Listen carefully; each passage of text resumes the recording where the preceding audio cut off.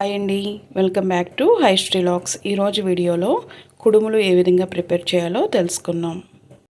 దీనికోసం ముందుగా ఒక కప్పు బియ్యపు రవ్వని తీసుకోవాలి. ఇది కొద్దిగా బరగ్గా ఉండేలా చూసుకోండి. అలాగే కొద్దిగా శనగపప్పు కూడా తీసుకొని దానిలో కొద్దిగా వాటర్ పోసుకొని ఒక గంట సేపు పప్పుని నానబెట్టుకోవాలి.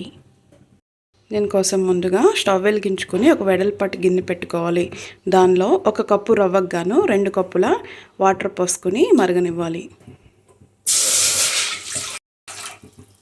వాటర్లో ఒక 2 స్పూన్ల ఆయిల్ కూడా వేసుకోవాలి.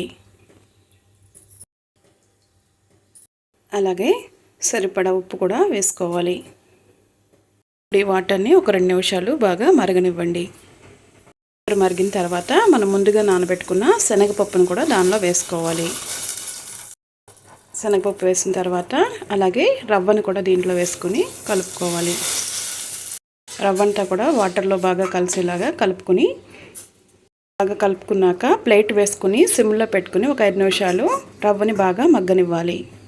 వీటిని కూడా మధ్య మధ్యలో ఒకసారి బాగా కలుపుకుంటూ ఉండండి. రవ్వ అంతా కూడా మగ్గిపోయిందండి. ఇప్పుడు మనం స్టవ్ ఆఫ్ చేసుకుని ప్లేట్ వేసుకుని ఒక 5 నిమిషాలు కలపకుండా అలాగే ఉంచుకోవాలి. 5 నిమిషాలు అయిన తర్వాత ఈ రవ్వ అంతటిని కూడా ఒక ప్లేట్లోకి తీసుకోవాలి. అంతటిని కూడా ఆరబెట్టుకుంటా ముద్దగా చేసుకోవాలి. వీటిని కూడా ఇలాగా బాగా దగ్గరగా ముద్దగా చేసుకోవాలి. ఇప్పుడు దీన్ని ఒక చేతికి కొద్దిగా ఆయిల్ రాసుకొని మనకు కావాల్సిన సైజులో ఉండల్లాగా చేసుకొని ఒక ప్లేట్లో పెట్టుకోవాలి.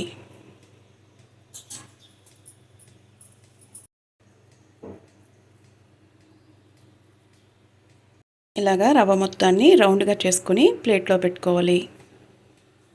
ఇలా ఉండలన్నీ రెడీ చేసుకున్నాక ఇప్పుడు వీటిని ఆవిరి మీద ఉడకబెట్టుకోవాలి.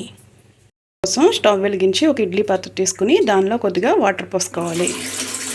ఇడ్లీ రేకులను పెట్టుకుని మనం ముందుగా తయారు చేసిన బాల్స్ అన్నీ కూడా దాంట్లో వేసుకోవాలి.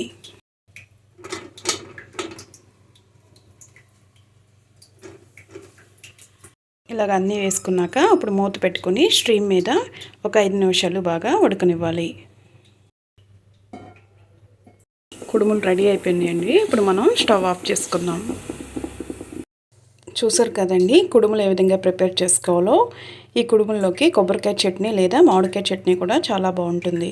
మీకు కనుక ఈ వీడియో నచ్చినట్లయితే వీడియోని లైక్ చేయండి, షేర్ చేయండి, సబ్స్క్రైబ్ చేసుకోండి.